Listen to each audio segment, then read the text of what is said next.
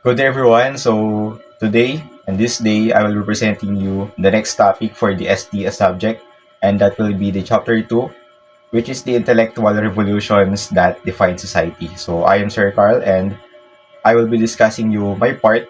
So merong mga revolutions dito sa topic na to, the intellectual revolutions, and we have the Copernican revolution, we have the Darwinian, and then Freudian revolution. So for the first one, we have the Copernican, and meron tayong Nicolas Copernicus. So from 1473 to 1543, he is the Polish mathematician and astronomer. He challenged the widely accepted Ptolemaic model in the 16th century. So before the 16th century, society firmly believed in Ptolemy's geocentric model, which placed the Earth at the center of the universe. So naniniwala na ang Earth ay nasa center ng universe. This model was heavily tied to religious doctrines and was universally accepted. However, the Polish mathematician Nicolas Copernicus challenged this by introducing the heliocentric model, arguing that the Sun, not the Earth, was the center of the solar system. So, dito na merong contradiction na ang sinasabi ay ang Earth daw ay nasa center ng universe, but kinokontradict na ang Sun daw ay nasa center naman ng universe or the center ng solar system. So, this slide contrasts these two worldviews, highlighting how Copernicus' theory simplified planetary motion and solved astronomical issues that Ptolemy's model could not explain. So, and meron tayong as you can see on the presentation, we have different models. The Ptolemaic model, or sorry to say, but hindi natin kaya pronounce yung mga ganong words, so Ptolemaic model siguro. And then we have the Copernican model. And then for the next slide is the oppositions and consequences. And makita nyo sa screen. And then the impact and legacy.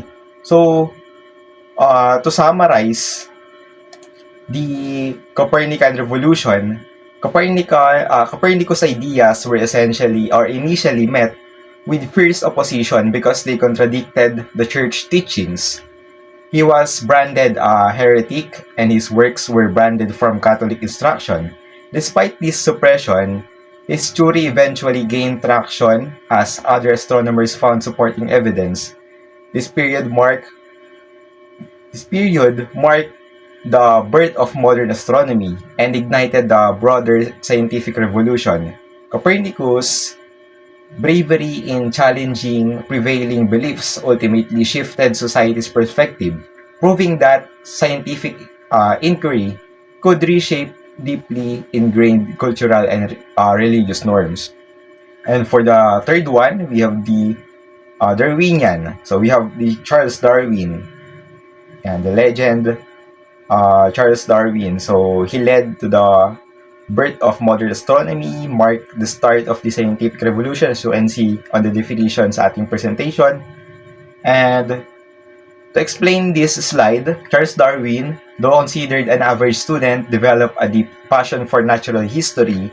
His life-changing opportunity came during a 5-year voyage on the HMS Beagle to the Galapagos Island, where he gathered extensive evidence on species variation. So his landmark book, and meron tayo dyan sa ating major works ni Charles Darwin, his landmark book, The Origin of Species, presented compelling evidence for evolution, showing how species adapt and change over time. Meron siyang evolution, The Origin of Species.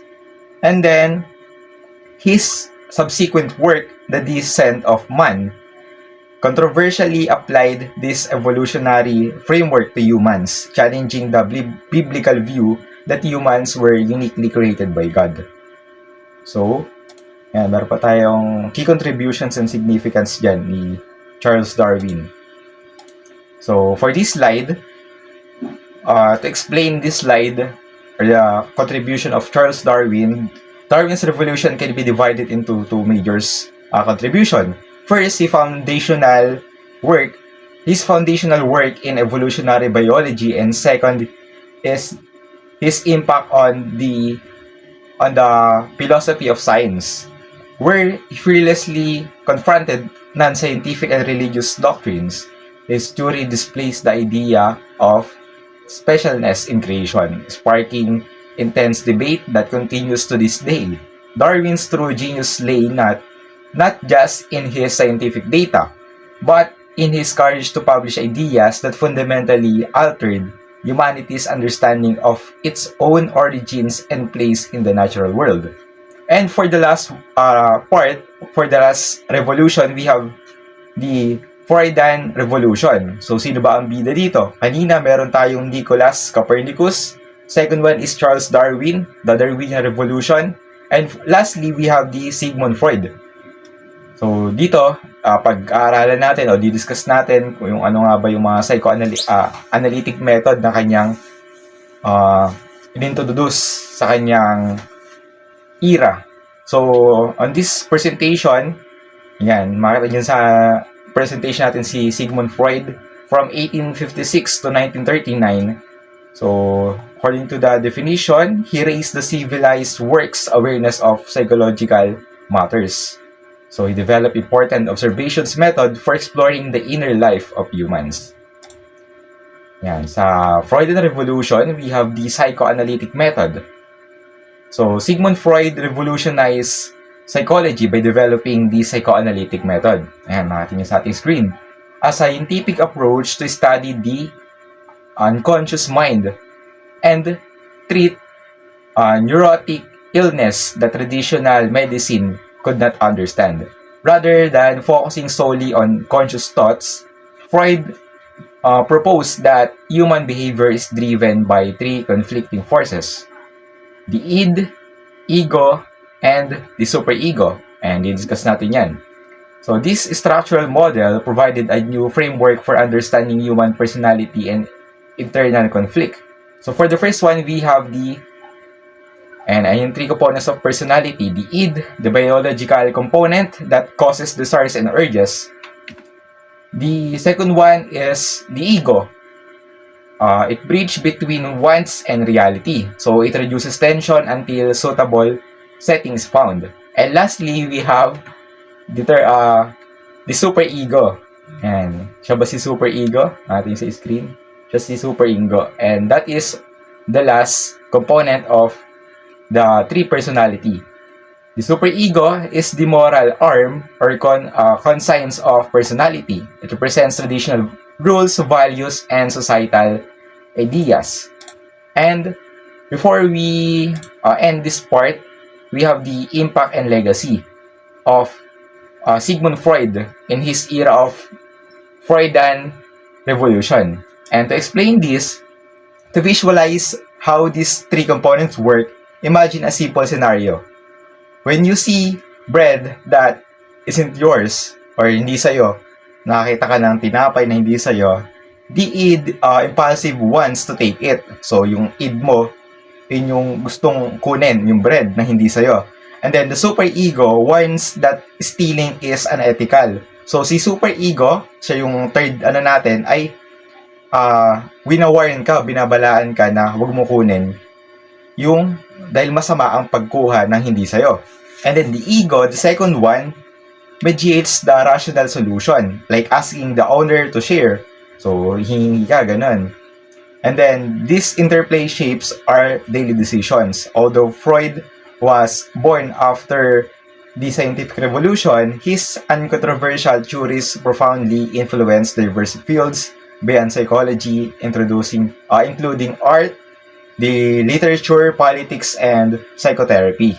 So, his legacy remains a vital source of inspiration for exploring the human mind scientifically. So, that will be our part. So, meron tayong three revolutions: the Copernican Revolution, Darwinian Revolution, and Freudian Revolution. So, sa tingin nyo, anong revolution yung pinakamaganda? Anong era? Sino ba yung nag-propose ng era na yon? So, ano sa tingin nyo yung pinakamaganda? And then, for the next one, we have the historical development that will be presented by our next reporter.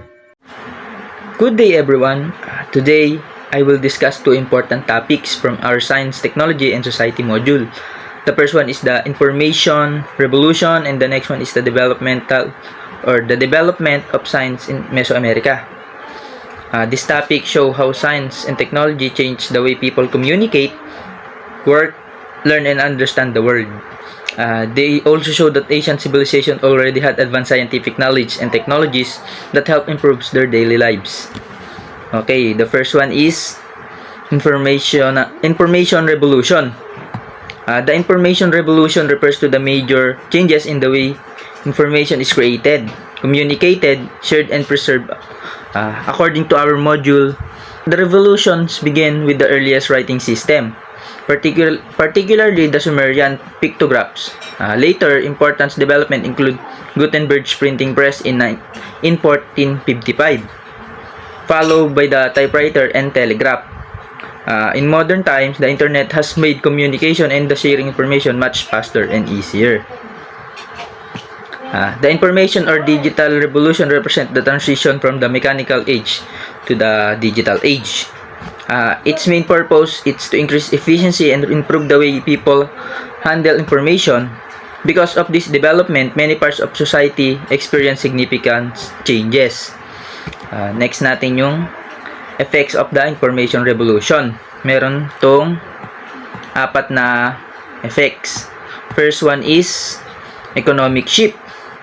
The information revolution changed the economy through what is called creative destruction. This means that new technologies and innovation can replace older system and create new industries. Example include telecommunication, software development, medical equipment, pharmaceutical research, and other knowledge-based industries. Next natin yung employment shift. Digital technology has reduced the needs for some forms of manual labor, while increasing the demand for workers while knowledge, creativity, and technological skills. Jobs increasingly require people to understand and use information effectively. And the third one is educational shift. Educational has also changed because of the information revolution.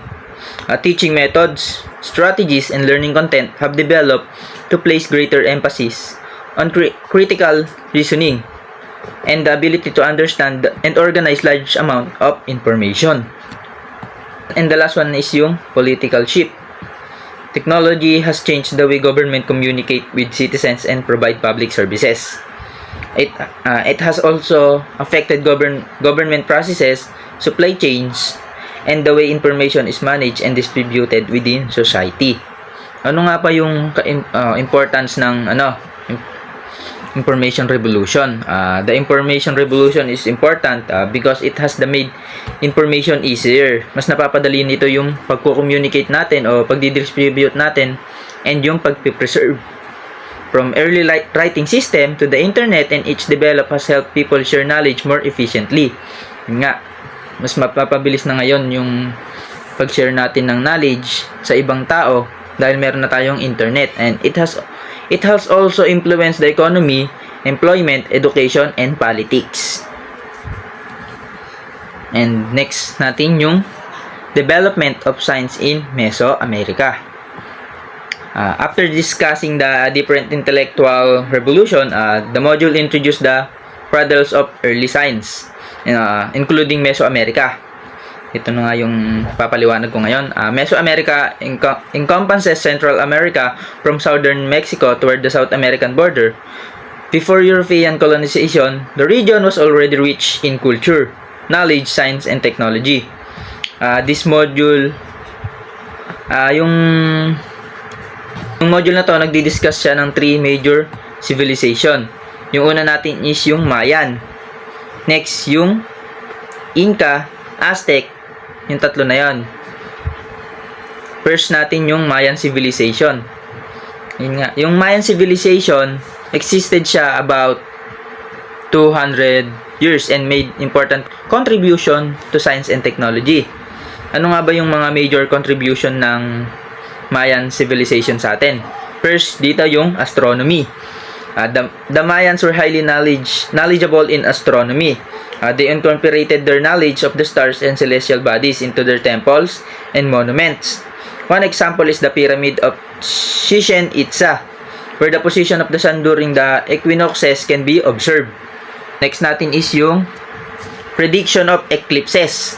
Their understanding of celestial bodies was advanced enough for them to predict eclipses. They also use astronomical cycles to help determine the proper times of planting and harvesting crops. Next, yung calendar.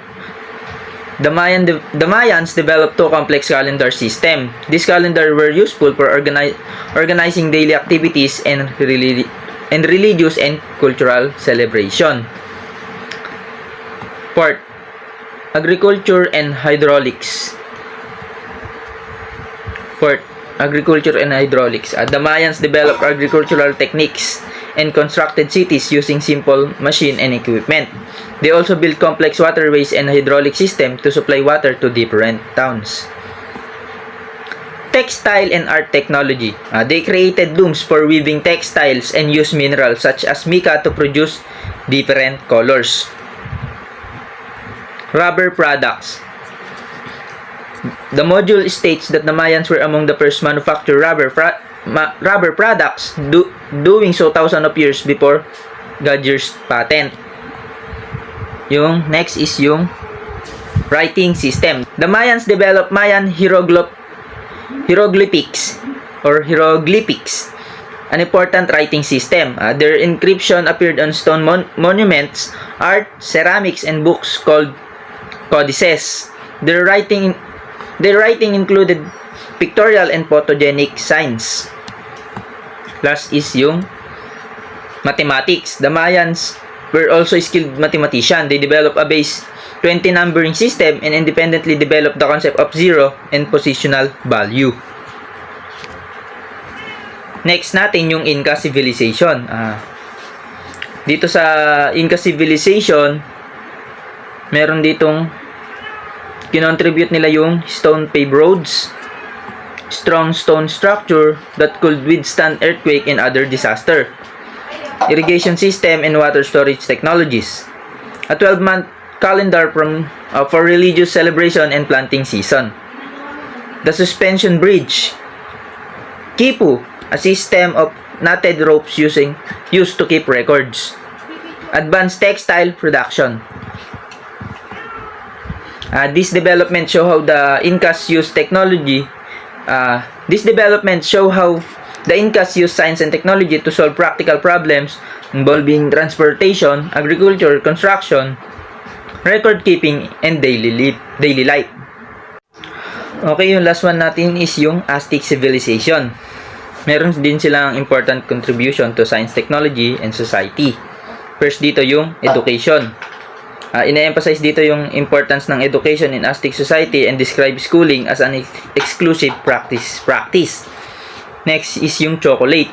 The Aztec highly valued cacao and used it for cultural and economic purposes. Third one is yung antispasmodic medicine. They use an antispasmodic substance that could help relax muscle and prevent muscle spasm during medical procedures. Chinampa. This was an agricultural technique in which rectangular farming areas were surrounded by canals. Aztec calendar. Their calendar helped them organize activities, ceremonies, and planting season. And next is yung Canao. They developed canoes which were narrow boats used to traveling across waterways. Okay, yung pinaka-conclusion natin sa dalawang report ko ngayon is the information revolution demonstrate how develops in writing, printing, communication, and digital technologies transform society. It affected the economy, employment, education, and politics. Meanwhile, the development of science in Mesoamerica shows that ancient civilizations were already capable of developing advanced knowledge and technologies. The Mayans contributed to astronomy, calendars, mathematics, writing, agriculture, and water system. The Incas developed roads, irrigation, strong structure, calendar, suspension bridge, and quipu. The Aztecs contributed to education, agriculture, medicine, calendars, chocolate, and transportation. This contribution reminds us that science and technology have always been important tools for solving problems and improving human life. They also show that scientific knowledge was developed by different civilizations long before modern technology existed. Good day everyone. For this part of our presentation, I will discuss the development of science in Asia and Africa, particularly their contribution. So let us begin with India. One important contribution of India was metallurgy, which refers to the study of processing of metals. Ancient India's developed skills in working with iron and other metals to produce useful tools and materials. Ibig sabihin, they were already applying scientific knowledge to practical needs, especially in their everyday work. India also contributed to medicine, particularly the Ayurveda, a traditional system of medicine developed through generalization of observation experience. It includes the use of plants and other natural materials. So, their scientific knowledge was not only theoretical. Ginagamit nila ang kanilang knowledge to address practical needs, especially in health and technology. India also made important contribution to astronomy and mathematics. India's scholars observed celestial objects and studied their movements.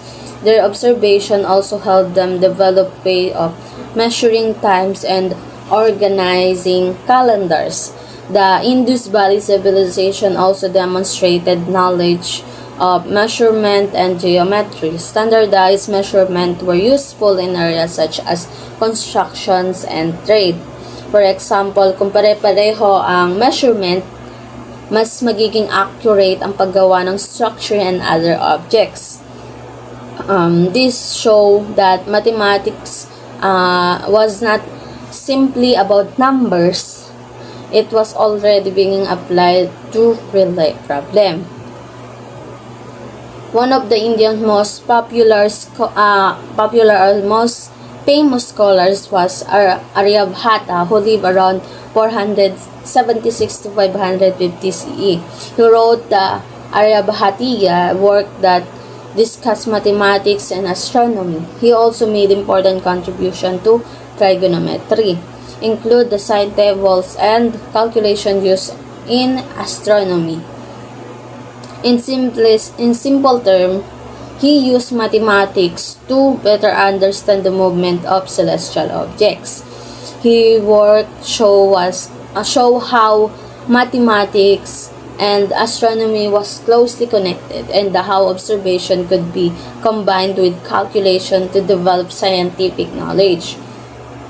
Now let's move to China. China has a long history of traditional medical knowledge. Chinese practitioners studied plants and other natural materials and developed different approaches to treating illnesses. One well-known practice is acupuncture, which involves placing thin needles to a specific point of the body. The important point here is that this practice developed through generation of observation and experience. Through traditional Chinese medicine is different from modern medical science. It shows how Chinese society developed its own understanding of health and the human body. China is also known for several important technological developments, include the compass, paper making, gunpowder, and printing. The compass helped with navigation, paper making, and printing made it easier to record and spread information, while gunpowder later had a major impact on warfare. They also developed practical tools such as iron plow and wheelbarrow. This invention shows that technology was often developed to make everyday tasks easier and more efficient. So China's technological development was strongly connected to practical needs. China also made contribution to astronomy and seismology. Chinese astronomers carefully observe and record events such as comets, eclipses, and supernova. What is the important is that they recorded this observation, allowing the information to be studied by later generations. China also had an early earthquake detection device associated with Chang'an. This shows how observation was used not only to understand the sky but also understand natural events of Earth. China's scientific and technological influence also spread through trade and cultural exchange. The Silk Road allowed people to exchange not only goods but also ideas, technologies, and cultural practices. Habang nagtatrade ang different groups, they were also sharing knowledge. This is important because scientific development does not always happen in isolation. One civilization can learn from other, improve an idea, and adapt it to its own needs. Next is the Golden Age of Islam, particularly from around 70 to the 30th century. During this period, scholarship flourished in fields such as mathematics, astronomy, medicine, chemistry, and philosophy. Muslim scholars translated and studied work from earlier civilization, including Greek and Indian sources, but they did more than preserve these ideas. They studied them, questioned them, and developed them further through observation and calculation. This shows that important characteristic of science. New knowledge can be built from previous knowledge. Two important scholars were Ibn al-Haytham and Al-Khwarizmi. Ibn al-Haytham contributed to optics, particularly the study of light and vision. He emphasized observation and experimentation. In other words, he focused on examining evidence instead of simply accepting an explanation. Al-Khwarizmi made important contribution to algebra. The term algebra is connected to algebra. The word algorithm is derived from the Latinized form of his name, or Khwarizmi. So some concepts and terms that we still encounter in mathematics and technology today have historical connection to this period. Another important scholar was Jabir ibn Hayyan, who traditionally associated with the early development of chemistry and the study of substance and processes. We also have Ibn Sina or Avicenna, a famous physician and philosopher. His major work, The Canon of Medicine, organized a large amount of medical knowledge and became influential for centuries. This shows that the Islamic Golden Age contributed to many different fields, not only mathematics and astronomy, but also medicine and chemistry. Now let's move to Africa.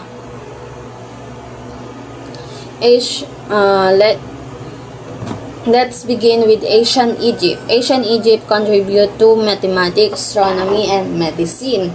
One important example is geometry. Because the Nile River regularly flooded, farmland boundaries could change and other difficult to identify. The Egyptians therefore needed ways to measure and restore land boundaries. So geometry was not simply a mathematical concept. Ginagamit talaga nila ito to solve practical problems to agriculture. They also developed medical knowledge involving diagnosis, treatment, prognosis, and pharmacology. This shows that Egyptian science was closely connected to agriculture and health. African societies also developed knowledge of astronomy. They observed the sun, moon, and star, and developed different types of calendars, including lunar, solar, and stellar calendars. These calendars help communities understand seasons and plant activities such as planting and harvesting. So, astronomy was directly connected to their daily lives. It helps them understand their environment and organize important activities. Calendars were also useful for social and religious events. Another contribution was metallurgy, or the science of technology of working with metals. African societies developed techniques for producing and shaping metals, tools, and objects. These were used in agriculture, constructions, and other activities. Think about this way. Better tools make work easier and more efficient. Therefore, metallurgy contributed to technological development and helped communities perform different tasks and more effectively. Finally, we have mathematics, particularly the Levombo bone. It was discovered in a region between present-day Eswatini and South Africa and is considered one of the oldest known artifacts associated with numerical practices. The bone contains markings. They may have been used for counting numerical activities and tracking lunar cycles. However, its exact purpose remains uncertain, so we should be careful about claiming exactly what every marking represents. What we can say is that it provides evidence of early numerical thinking and mathematical practice in Africa. That's all, and thank you.